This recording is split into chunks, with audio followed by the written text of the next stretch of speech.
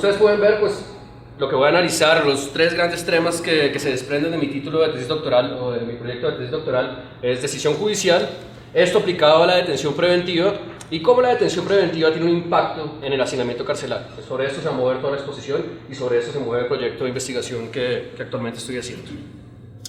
Y para empezar, entonces, traje una cita de la Corte Constitucional colombiana cuando estaba analizando el proyecto de reelección. Y es constante, y no solamente por la Corte Constitucional, sino también por los jueces penales que yo he entrevistado hasta el momento.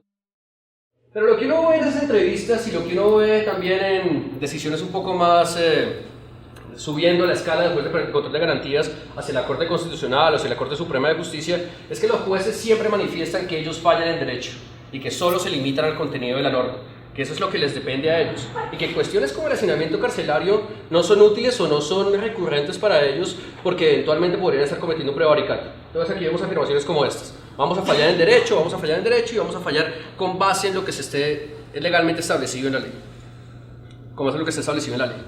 Y entonces el juez de control de garantías, en sí todos los jueces, pero el juez de control de garantías se ve sometido a algunos aspectos que pueden tergiversar o que pueden modificar su pensamiento. Entonces, claro, tenemos al juez formalista que va a decir si efectivamente, con base en las entrevistas y en lo que públicamente dicen, vamos a ver que les voy a mostrar o les voy a comentar más bien que en algunas entrevistas informales que todavía no han sido establecidas dentro del proyecto, los jueces que ya han sido retirados, digamos, lo que uno se encuentra es que ellos dicen: yo decido o yo decidía y después sí acomodo la ley que me sirve para no cometer prevaricato. Pero decidían sin necesidad de la ley, claro, con los conocimientos que tenían y con el marco probatorio que pueden haber encontrado dentro de la investigación. Pero no son tan formalistas como lo dicen en las entrevistas los jueces que actualmente están vinculados a la rama judicial. Pero está ahí ese paradigma de formalismo, qué tanta discrecionalidad tiene el juez, qué tanta libertad o qué tanta restricción, si la ley en realidad es una restricción o una libertad para que el juez pueda fallar. Algunas reglas, algunos principios, si en realidad la actividad del Ministerio de Justicia se basa en un silogismo o si no es así, si en realidad los jueces eventualmente tienen un compromiso político y un compromiso ideal, y con base en ese compromiso y compromiso político e ideal adoptan sus decisiones. Entonces, digamos, todas esas son cosas a las cuales se ve sometido el juez de control de garantías, especialmente para el caso de la detención preventiva. Y entonces, volviendo nuevamente a ese formalismo que ellos manifiestan, voy a hacer una breve introducción para los que no son penalistas y no manejan el tema, de por qué o cuáles son los criterios legales para que proceda la detención preventiva. Entonces, primero hay un criterio objetivo, que sería esto que ustedes ven acá, y que a grandes rasgos es: delitos de competencia, procede la detención preventiva para delitos de competencia de los jueces penales de circuito especializados. Esos son delitos como concierto para delinquir, extorsión, terrorismo, delitos que se consideran un poco más graves y que con anterioridad ustedes lo conocieron como los que conocían los jueces sin rostro, los que eran de competencia de los jueces sin rostro. Esos son de competencia de los jueces penales de circuito especializados. La regla general por la cual procede detención preventiva es cuando el delito tiene una pena mínima que excede los 4 años de prisión. Adicionalmente, otros delitos como defraudación de derechos de autor cuando supere la cuantía de 150 salarios mínimos, y finalmente cuando la persona haya sido capturada por una conducta constitutiva de delito dentro del año inmediatamente anterior. Con base en eso, objetivamente procedería la detención preventiva. Pero adicionalmente tiene que valorar otras cosas el juez de control de garantías, unos fines de la detención preventiva. Y dentro de esos fines estaría, a pesar de que lo puse de últimas, pero es algo transversal a todos estos fines, es que haya una inferencia razonable de responsabilidad. Y aquí el gran problema es que en sede de control de garantías todavía no estamos en debate de pruebas. Todavía estamos con base en unos elementos, en unas evidencias que han sido recogidas por la Fiscalía, pero que todavía no son constitutivos de prueba y que todavía no van a demostrar si la persona es responsable o no. Entonces simplemente es una inferencia de razonabilidad que dentro de los estados del conocimiento podría estar en más del 50%. ¿Ven? Una inferencia razonable de que existe una responsabilidad con base en esos elementos someros que tiene el fiscal y que le aporta al juez de control de garantías. Y adicionalmente tiene que encontrar alguno de esos 3 fines para imponer la medida de aseguramiento: obstrucción a la justicia, peligro para la víctima o la comunidad y no comparecencia. Casos típicos de obstrucción a la justicia: Andrés Felipe Arias, se le impuso medida de aseguramiento porque podía cambiar las pruebas que estaban dentro del ministerio por su alto rango y adicionalmente podía modificar los testimonios de las personas que estaban privadas de la libertad. Entonces alegaba a la Fiscalía que él iba y visitaba a las personas que habían hecho parte de la conducta delictiva y que podía cambiar los testimonios. Pero más que obstrucción a la justicia por peligro de fuga, ¿no? Que era la comparecencia, que se fugó. Pero a él lo privado de la libertad fue por obstrucción a la justicia. Y era bastante difícil porque eran suposiciones. Entonces, si ustedes ven en el paper, una de las cosas que específicamente dice la Comisión Interamericana de Derechos Humanos es que no debe ser por inferencias, sino por pruebas razonables de que se está obstruyendo la justicia, y eso no se obtuvo en ese caso. Peligro para la víctima o la comunidad, casos claros o casos típicos son cuando la persona hace parte de una organización criminal, entonces se quiere desmantelar la organización criminal, y si la persona hace parte de esa pandilla o de esa organización criminal, se considera que debe estar en detención preventiva para que no siga causando peligro a la víctima o a la comunidad. Y en comparecencia, caso típico, Samuel Moreno. La argumentación de Samuel Moreno es, tiene doble nacionalidad y además tiene un avión, entonces se puede volar, ¿bien? Que es también bastante curioso, porque es una inferencia sin necesidad de pruebas que demuestren que la persona sí se va a volar o que no va a comparecer al proceso. Y un aspecto muy debatido dentro de la detención preventiva colombiana es que, a pesar de que los estándares internacionales dicen que debe haber un plazo razonable, en Colombia no existe ningún plazo delimitado establecido para que la detención preventiva se cumpla en determinado término. Entonces, aquí actualmente la detención preventiva tiene un plazo ilimitado, el promedio es de 3 años. Cuando uno habla con personas de la modelo, encuentra que hay personas privadas de la libertad en detención preventiva sin haber sido vencidas en juicio, perdón la redundancia, que están en detención preventiva durante 5 años o 7 años. Y eso es bastante grave, ¿no? Una persona que no ha sido vencida en juicio y que eventualmente después sale con un perdón del Estado diciéndole, oiga, nos equivocamos, lo detuvimos preventivamente, pero usted no es responsable de la conducta punible. Y claro, tiene una morigeración con base en el vencimiento de términos, que eso también se escucha mucho en las noticias para los que no son penalistas. 60 días o 90 días después de que la Fiscalía haya formulado imputación y no presente el escrito de acusación, o 120 días si no se ha iniciado el juicio después de la presentación de ese escrito de acusación. Y un insumo muy importante que yo tuve para mi tesis doctoral, o que lo tengo en medio del trabajo que he desarrollado, es una propuesta, que no se alcanza a ver bien ahí, pero es la reforma del proyecto de ley 115 de 2014 de Senado, propuesta por el Ministerio de Justicia, por el ministro Yossi Reyes y por el fiscal Montealegre. Y esto se dio en el trámite de la investigación que yo estaba dando, y afortunadamente se dan algunas cositas que creo que puedan ser útiles para mi tesis doctoral, y es limitación del plazo.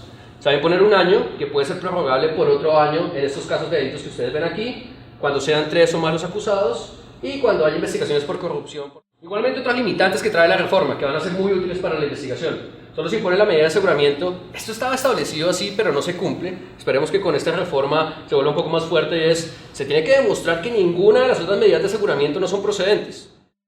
Y se está intentando que la reforma sea un poco más fuerte esta posibilidad de exíjale primero que agoten los otros mecanismos de medida de aseguramiento y después sí imponga la detención preventiva. Adicionalmente, solo procedería cuando hay un peligro futuro para la víctima o para la sociedad. Con eso desaparecería la obstrucción a la justicia y desaparecería también el peligro de fuga. ¿Bien? Solo por peligro para la víctima o la comunidad, haciéndolo más acorde con los estándares internacionales. Y igualmente 120 días entre la presentación del escrito de acusación y 150 días desde el inicio del juicio hasta que se termine, so pena de que quede en libertad. Y esto es bien curioso porque en muchas ocasiones el juez formalmente instala la audiencia de juicio oral, pero simplemente la instala y no realiza el juicio oral. Y el juicio oral se puede demorar 1, 2, 3 o 4 años, y ahí ya queda satisfecho el requisito de los 120 días para que no haya vencimiento de términos, pero se burla la garantía de la persona que está siendo sometida a juicio porque puede ser interminable esa audiencia de juicio oral. Otra cosa muy importante que traen los estándares internacionales es la excepcionalidad de esta medida de aseguramiento. Y uno encuentra que en muchas ocasiones esa excepcionalidad no es tan excepcional como tal, sino que es una regla. Entonces, aquí hay algunos instrumentos internacionales que muestran por qué debe ser excepcional la medida de aseguramiento, sentencias de la Corte Constitucional sobre las cuales voy a pasar muy rápido también para aprovechar el tiempo, que dicen que la medida debe ser excepcional. Y sin embargo, lo que uno encuentra en los estudios comparados es que la medida de aseguramiento, más que excepcionalidad, es una regla y que se vuelve en un castigo anticipado en determinada forma. Para el caso colombiano, hay algunos estudios como el que hace Miguel Larrota y Carolina Bernal, en el que muestra que eventualmente no es tanto el aumento de la detención preventiva, pero sí es una constante. La detención preventiva se ha mantenido como constante en todos los procesos, y especialmente a partir de la implementación del sistema penal acusatorio, que traía como fachada un sistema un poco más garantista y que permitía que la persona estuviera en libertad. Lo que vemos es que en materia del sistema penal acusatorio se ha vuelto mucho más represivo y que las personas son privadas de la libertad de manera más constante que lo que pasaba en vigencia de la ley 600, con un objetivo sano, que fue quitarle esa competencia a la Fiscalía y atribuírsela a un juez de control de garantías. ¿Y por qué digo que sano? Porque en ley 600 el fiscal no tenía ninguna oposición salvo los recursos de apelación, ¿no? Pero en este caso lo que hace en vigencia la ley 906 es que el fiscal le hace una petición al juez de control de garantías. Hay posibilidad de que el defensor y el Ministerio Público intervengan para tumbar esa posibilidad de que prospere la medida de aseguramiento, y por eso creo que es un poco más garantista por el debate y la adversariedad que existe en el sistema penal acusatorio. Y bueno, unas variables preliminares que yo quiero trabajar dentro del proyecto doctoral. Considero que puede existir esta clase de variables, esta clase de presiones que hacen que la medida de aseguramiento sea procedente cuando no debería ser así. Entonces, casos de cobertura mediática, estabilidad laboral de los jueces que prefieren imponer una medida de aseguramiento a no imponerla para que no sean investigados, y adicionalmente investigaciones disciplinares y judiciales, que claro, pueden representar destitución, que tiene que ver con la estabilidad laboral, o judiciales que pueden representar cárcel en materia de delitos de prevaricato. ¿Y todo esto para qué? Todo este contexto, o lo que más me preocupa a mí tal vez, dentro de esa inspiración altruista que tengo, es cómo afecta esa medida de aseguramiento el índice de hacinamiento carcelario. Y actualmente tenemos un índice de hacinamiento carcelario del 52.4%. De ese 52.4%, encontramos que de la totalidad, del 100% de las personas que están recluidas, el 36.58% hace parte de personas que están detenidas preventivamente, que no han sido vencidas a su juicio. Y eso es bastante curioso. Tenemos un seminario hace poco con Farid Benavides, y a Farid le daban un dato de que 70% de las personas eran las que estaban detenidas preventivamente de la libertad. Y claro, eso lo que hace es tratar de justificar que la reforma que les mostré anteriormente es el éxito para lograr el deshacinamiento, cuando no es así. O sea, la detención preventiva no es el factor determinante para que haya hacinamiento, es un factor que lesiona bastante los derechos de las personas que están siendo privadas de la libertad, pero no es el factor determinante como lo quiere mostrar el gobierno, y como lo quiere mostrar a través de esa reforma legislativa, que en realidad va a tener un impacto del 36.58%, pero en realidad toca buscarse otros mecanismos diferentes para cambiar esta situación grave de hacinamiento que aquejan las cárceles colombianas. Entonces, claro, aquí hay un debate. Derechos de los reclusos. Hay una privación de ciertos derechos, hay una limitación de ciertos derechos, como la libertad en especial, claro. Pero adicionalmente hay unos factores que influyen en la legalidad o en la decisión del juez de control de garantías. Entonces, derechos de los reclusos versus factores que contribuyen o que determinan la decisión que va a adoptar el juez de control de garantías. Y entonces ese es el debate que yo quiero dar dentro del proyecto de tesis, ver cómo puede morigerarse esto y cómo eventualmente esa legalidad, esa fachada de legalidad que en realidad se ve inmiscuida, contaminada por el miedo a disciplinarios, por el prevaricato, por la ideología del juez, por la presión de los medios de comunicación y por esos espacios de discrecionalidad inevitables que tiene la ley, cómo se pueden morigerar para que se puedan respetar los derechos de los internos, de las personas que están siendo privadas de la libertad en virtud de una detención preventiva. Y entonces aquí vamos ya al fondo del proyecto de investigación. ¿Cuáles son el problema de investigación o las preguntas que orientan mi problema de investigación? La primera es determinar ciertas tipologías a partir de cómo deciden los jueces y magistrados de control de garantías la decisión de adoptar una detención preventiva. ¿Por qué cito aquí magistrados con función de control de garantías? Porque cuando se trate de procesos de aforados, es un magistrado del Tribunal Superior de Bogotá el que ejerce la función de control de garantías, no un juez penal municipal, como es la regla general. Y adicionalmente, con base en esta tipología que espero armar de cuáles son esos conceptos o lo que orienta la decisión judicial por parte del juez de control de garantías, espero determinar cuál es el impacto que tiene la detención preventiva en el índice de hacinamiento carcelario. ¿Bien? Esta sería la investigación, el problema de investigación que yo me he planteado hasta el momento. Siempre había una iniciativa cualitativa de realizar entrevistas y visitas de observación participante. Igualmente siempre había estado estable la delimitación espacial, que iban a ser las entrevistas y las decisiones de los jueces de control de garantías de Bogotá. ¿Esto por qué? Por razones sinceras que yo debo admitir ante el auditorio es, pues claro, el domicilio del investigador es Bogotá, y creo que por facilidad Bogotá tiene un aspecto un poco más asequible para que yo pueda acceder a esas decisiones y a esos jueces de control de garantías. Pero adicionalmente, y en realidad lo que justifica metodológicamente, más allá de mi sinceridad ante ustedes, es que Bogotá tiene personas de todo el país, ¿no? En Bogotá encontramos jueces de todas las regiones y en Bogotá encontramos personas privadas de la libertad de todas las regiones. Entonces creo que ese motivo metodológico justifica el hecho de que en Bogotá se pueda hacer una muestra significativa de todo lo que pasa dentro del escenario nacional.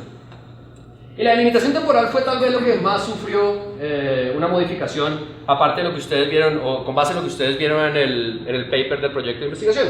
Y inicialmente yo me había propuesto investigar solo el año 2013, con base en unos casos de connotación nacional. Entonces estaban los casos de agroingreso seguro, los casos de la contratación estatal, pero en realidad se volvían algo monótonos porque ya más o menos sabíamos en qué consistían. Entonces decidieron ver un poco más el escenario del año 2011 al año 2014 y hacerlo con base en un solo delito, con base en el delito de tráfico de estupefacientes. Aquí la pregunta sería, ¿por qué iniciar con el año 2011? Inicio con el año 2011 porque a partir del año 2011 se promulga la ley 1453 de 2011, que es la ley de seguridad ciudadana, que trae unas modificaciones importantes para el tráfico de estupefacientes y que hace que haya un incremento significativo en detención preventiva por el aumento de las penas. Entonces por eso inicio en el año 2011 y termino en el año 2014 también por tener ya un consolidado definitivo para la recolección que estoy haciendo a partir de este año. La estrategia de muestreo que voy a utilizar es, estas son las decisiones a nivel nacional que fueron establecidas, a través de las cuales se hizo medida de aseguramiento de detención preventiva durante estos años, pero la muestra, como les dije anteriormente, la voy a hacer en Bogotá, y estas son la totalidad de las muestras de las detenciones preventivas o las decisiones judiciales en materia de detención preventiva que se hicieron en este circuito, en este distrito judicial. Y la estrategia de muestreo va a ser un 10% anual, de una manera aleatoria. Entonces voy a coger 10% del año 2011, 2012, 2013, 2014, para un total de 642 decisiones que están grabadas en audio y en video. Algunas están en escrito, pero la mayoría van a ser en audio y en video. Y voy a hacer una muestra aleatoria de esas decisiones para establecer cuáles son los criterios que tienen en cuenta los jueces de control de garantías para adoptar sus decisiones. Fines de la investigación. Voy a identificar patrones y relaciones generales dentro de la actividad de administrar justicia. Esto con base en lo que les decía anteriormente de las tipologías que quiero establecer de cómo deciden los jueces. Y adicionalmente, con base en esta experticia, con base en este pasado, si bien lo podemos llamar nefasto, de cómo actualmente deciden los jueces de control de garantías en exceso y con base y sin tener en cuenta la excepcionalidad de la medida de aseguramiento, voy a hacer algunas predicciones de cómo podría ser subsiguientemente a partir de la reforma que está tramitándose en el Congreso de la detención preventiva. Vamos a ver qué predicciones puedo obtener con base en esa reforma legislativa en virtud de la detención preventiva, de los requisitos de la detención preventiva. Ahora, un aspecto importante, digamos que no lo diré en otra conferencia, pero lo digo en esta porque tiene que ver mucho con nuestro coloquio de investigación de doctorados, y es el trámite que hice relacionado con la ética de la investigación. Entonces, como yo aspiro, y ya he realizado algunas entrevistas, a internos que son una población subordinada de acuerdo con la resolución 8430 del 93 del Ministerio de Salud, esta investigación tuvo que pasar por el Comité de Ética de la Universidad y fue aprobado mediante Acta 433 de 2015, decidiendo que hay un riesgo mínimo ético dentro de esta investigación. Y el Comité de Ética me hizo algunas exigencias que creo que son bastante asequibles y determinantes, y es acuerdos de confidencialidad. Como voy a hacer entrevistas con los internos, a pesar de que voy a firmar consentimientos informados, tenía que hacer un acuerdo de confidencialidad con un representante de cada patio. ¿Por qué? Porque el Comité de Ética quería entrevistarse con ellos, pero pues era difícil que vinieran de la cárcel al Comité de Ética, a la sesión del Comité de Ética. Entonces lo que hicimos fue hacer un acta con la persona representante del patio, el representante de derechos humanos que se llama en cada uno de los patios de la Modelo, que es donde voy a trabajar, o donde he estado trabajando, y él esta información la hace extensible a los demás internos que hacen parte del patio. Entonces con eso hicimos el acuerdo de confidencialidad, advirtiendo que las entrevistas eran anónimas y que tenían todas un consentimiento informado. Y adicionalmente, algo ya muy de la práctica aquí del estudiantado de la universidad, es que tuve que hacer un descargo de responsabilidad, porque como la cárcel puede ser un lugar peligroso y puede haber responsabilidad, puede pasarme algo a mí dentro de esa investigación, entonces no podía atribuirle esa responsabilidad a la universidad, sino que era responsabilidad totalmente mía. Y algunos resultados preliminares de lo que yo llevo en el trabajo de campo. He entrevistado a 102 internos. A los jueces, lo que les comentaba, tengo ese 13, se puede ver algo mentiroso desde el punto de vista de que 7 de ellos fueron entrevistados con mucha anterioridad para el trabajo y metodología de la investigación, 2 que hice con César Rodríguez. Entonces 7 de esos ya habían sido entrevistados y el trabajo de campo que he podido hacer hasta ahora han sido de 5 personas que he tenido que seguir constantemente para poder obtener las entrevistas. Y los funcionarios del IMPEC también tenían una recepción bastante precaria e insuficiente. 2 funcionarios del IMPEC. Sin embargo, por eso invité a Pedro hoy también para poder explotar esa amistad que tenemos y lograr un mayor contacto con funcionarios del IMPEC para las entrevistas que voy a realizar con los funcionarios. ¿Por qué estoy haciendo este proyecto de investigación? Yo creo que ya más o menos he dicho algunas cosas de por qué me interesa, por qué tengo cierta sensibilidad con los internos, pero adicionalmente creo que la detención preventiva es una figura, y creo que ya lo había anticipado al comienzo, es una figura bastante represora, que lo que hace en definitiva es privar de la libertad a una persona que es inocente, Ese no va a ser el aspecto central de mi tesis, de mi proyecto de investigación, establecer cómo la presunción de inocencia se ve lesionada con base en la detención preventiva, pero sí tendrá que ser un aspecto de contexto por lo menos, ¿no? Ver cómo la presunción de inocencia puede resultar lesionada, aun cuando no sea el fondo de la investigación, y cómo pasa al final cuando una persona ha sido privada de la libertad y en realidad era inocente, y resulta siendo declarada inocente al final de todo el proceso de responsabilidad penal, con un plazo irrazonable hasta el momento y que eventualmente va a ser de 1 año con la reforma legislativa que les dije al comienzo. Pero en todo caso, ¿cómo se le recupera ese tiempo a una persona que ha sido privada de la libertad preventivamente? Con una indemnización, eventualmente me dirán los administrativistas. Los administrativistas creo que muy fuertemente dirán eso. Hay un título de imputación, va a tener una indemnización, pero ¿cómo recupera uno el tiempo perdido en detención preventiva? Y creo que esa indemnización no es suficiente para todos los flagelos, especialmente en una situación de hacinamiento, de estado inconstitucional de cosas en las prisiones colombianas, que muestran que la dignidad humana está por el piso y que en realidad si somos un estado social de derecho, hay una cita que yo pongo de Margalit en el paper del proyecto de investigación, a partir de que cuando uno ve la situación de las cárceles o los hospitales, uno puede ver qué tanto estado social de derecho, qué tanta dignidad se le proporciona a un ser humano. Y nosotros podemos ver en este caso que tanto los hospitales como las cárceles, esa situación de brindar derechos a las personas y de ratificar su situación como la dignidad humana que tiene cada uno, se ve bastante lesionada. Entonces digamos que esa es la justificación de fondo que yo tengo para el proyecto. Espero mucho sus comentarios y muchas gracias por la atención.